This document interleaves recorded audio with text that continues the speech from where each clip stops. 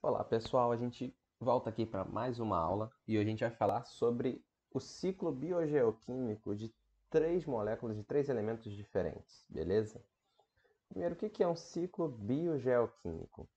Um ciclo biogeoquímico é o ciclo que a matéria possui, passando do ambiente para os seres vivos e depois retornando ao ambiente. A gente chama esse ambiente de não vivo porque ele é composto por fatores abióticos, uma quantidade de gases, temperatura, pH, geologia, tudo isso, entendeu? Então, a passagem de matéria do ambiente não vivo para o ambiente vivo e ela retornando ao ambiente não vivo. Para que essa passagem ocorra, nós vamos ter tipos de transformações acontecendo. As transformações assimilativas são aquelas que incorporam moléculas inorgânicas nas moléculas dos seres vivos e elas vão ser transformadas em moléculas orgânicas, ok? Esse processo ele gasta energia porque você está construindo moléculas mais complexas. E temos as transformações dissimilativas, que são aquelas que devolvem ao meio não vivo as moléculas que estavam presentes nos organismos vivos. Ou seja, você transforma novamente em matéria inorgânica o que uma vez foi transformado em matéria orgânica. Isso acontece geralmente nos processos de decomposição, onde você quebra moléculas complexas em moléculas mais simples. E aí você libera energia no processo, ok? Os dois processos são igualmente importantes porque um permite que os seres vivos utilizem as moléculas e os outros devolvem ao ambiente para que novos organismos vivos utilizem essas moléculas, ok? Seguindo aqui, nós vamos iniciar o ciclo do nitrogênio. Esse elemento é extremamente importante e o ciclo dele é muito complexo. Por quê? A importância dele é que ele é utilizado na produção de proteínas, ácidos nucleicos e outras moléculas. Só que aí existe um grande problema. Muitos poucos organismos conseguem utilizar o nitrogênio na sua forma inorgânica, a gente chama de nitrogênio molecular, o N2, que é o nitrogênio presente aí na atmosfera. Pouquíssimos organismos conseguem utilizar essas moléculas. Então, o que você precisa? Você vai precisar aqui de uma relação com algumas bactérias para que esse nitrogênio possa ser assimilado, beleza? E lembrando, a gente vai falar sobre os ciclos biogeoquímicos e se vocês repararem, todos eles começam nos vegetais, começam nos organismos fotossintetizantes. E aqui, óbvio, não vai ser diferente. O processo começa o seguinte: a gente vai dividir o ciclo do nitrogênio em algumas etapas. E a primeira dela é a incorporação ao solo. De que forma esse nitrogênio sai da atmosfera e entra no solo para que ele possa ser absorvido? O primeiro deles é por um processo chamado de fixação de nitrogênio, que vai ocorrer aí com o auxílio de algumas bactérias que possuem uma enzima chamada de nitrogenase. São as bactérias do gênero Rhizobium e Azotobacter e as cianobactérias Nostoc e Anabaena, beleza? Essa fixação é a transformação do nitrogênio molecular em amônia, ok? Essa amônia ela é incorporada ao solo.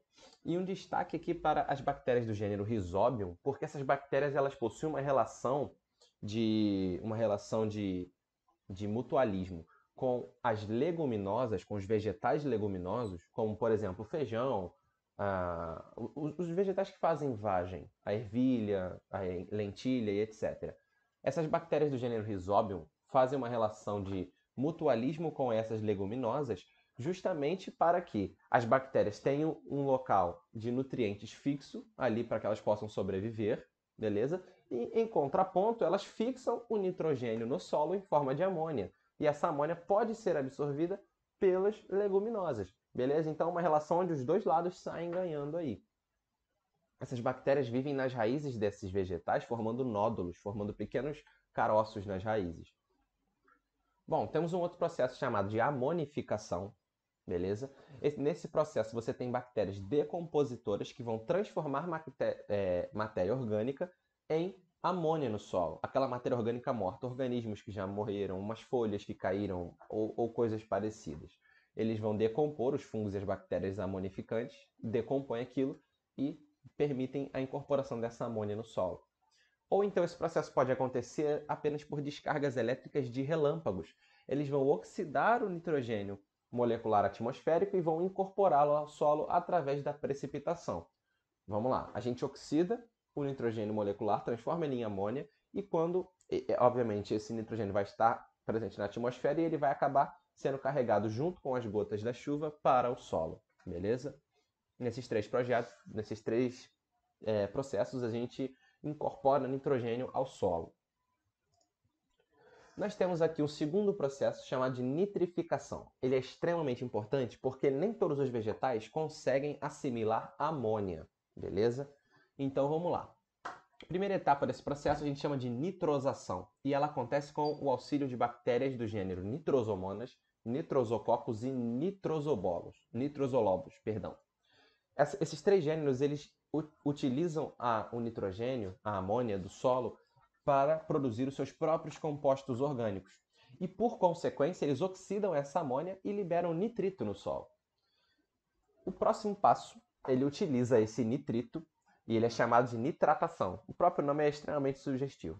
São bactérias do gênero Nitrobacter e elas vão oxidar o nitrito em nitrato, também para produzir sua própria matéria orgânica, e vão permitir que esse nitrato, já no solo, possa ser absorvido por vegetais, beleza?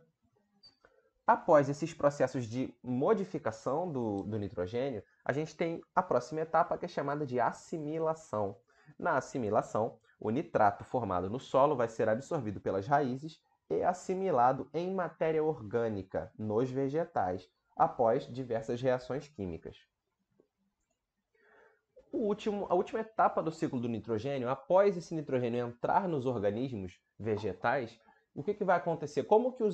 A gente já viu agora como que os vegetais conseguem assimilar nitrogênio. Mas e os animais?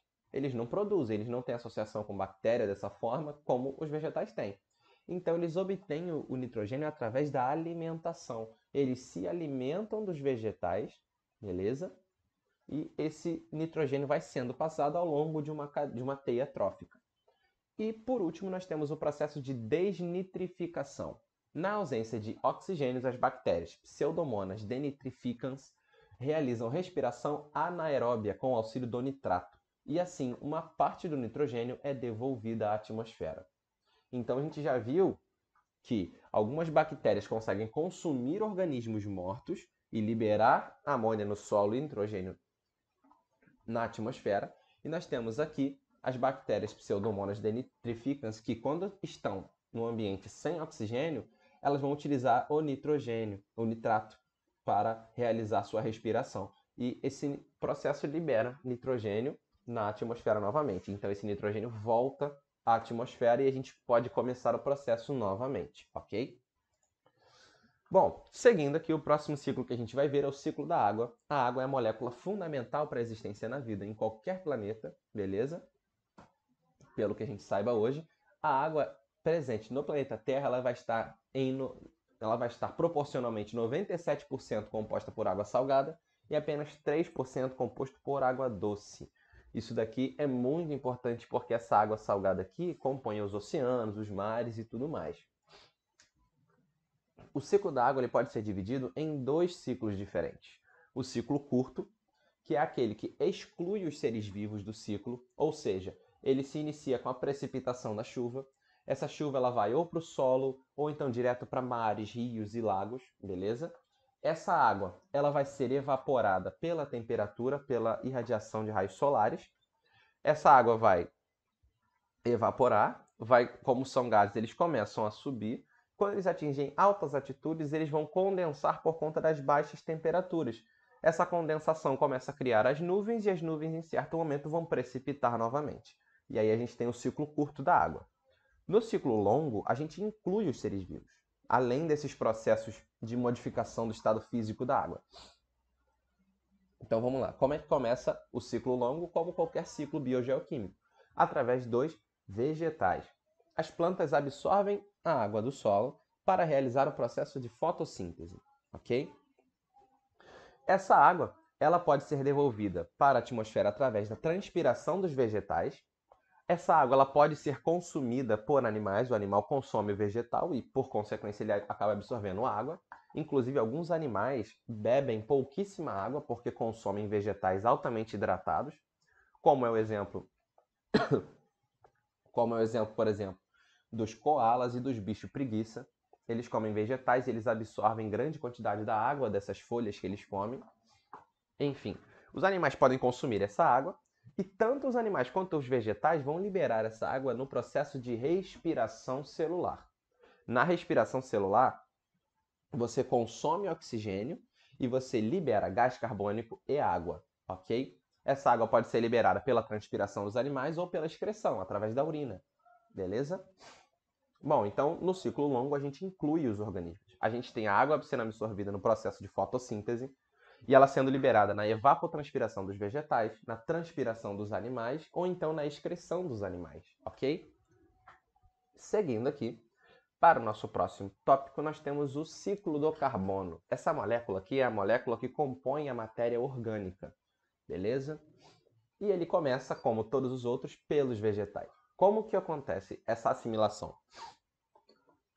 Os vegetais vão assimilar o gás carbônico através do processo de fotossíntese, esse gás carbônico atmosférico, beleza?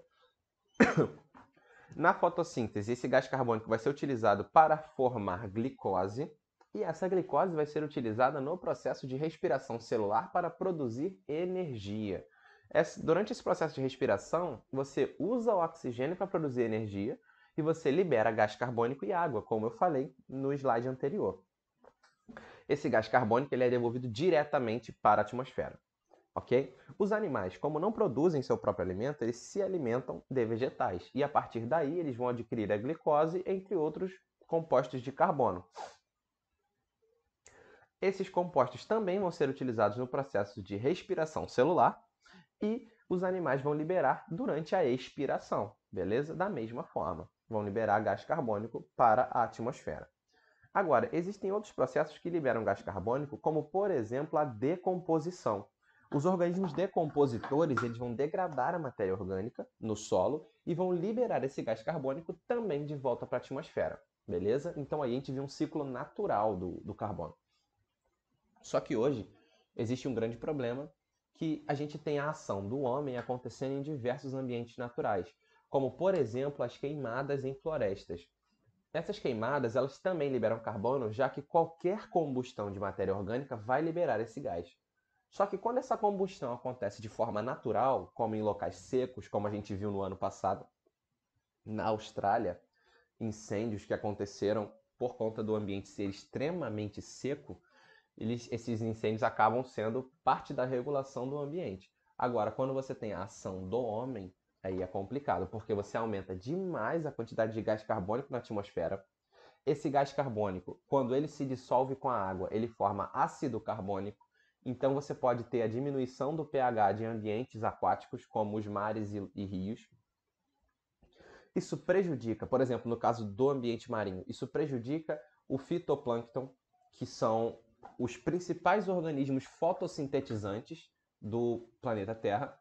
Então, se você tem os organismos que mais fazem fotossíntese no planeta, não estando vivos por conta da acidez do mar, é um ciclo vicioso. Você aumenta a quantidade de gás carbônico na atmosfera, você mata os organismos que retiram gás carbônico da atmosfera e esse gás carbônico começa a ficar acumulado. Esse processo leva à acidificação dos ambientes aquáticos, aumento da temperatura média do planeta. Esse aumento da temperatura também afeta a fauna e a flora, tanto marinha quanto terrestre, beleza? E dentre outros milhares de problemas que isso gera. A gente conhece esse problema, essa problemática como aquecimento global, beleza? Mas isso é assunto para uma outra aula. Bom, pessoal, acabamos a nossa aula por aqui. Espero que vocês tenham entendido o assunto. E é isso, até a próxima.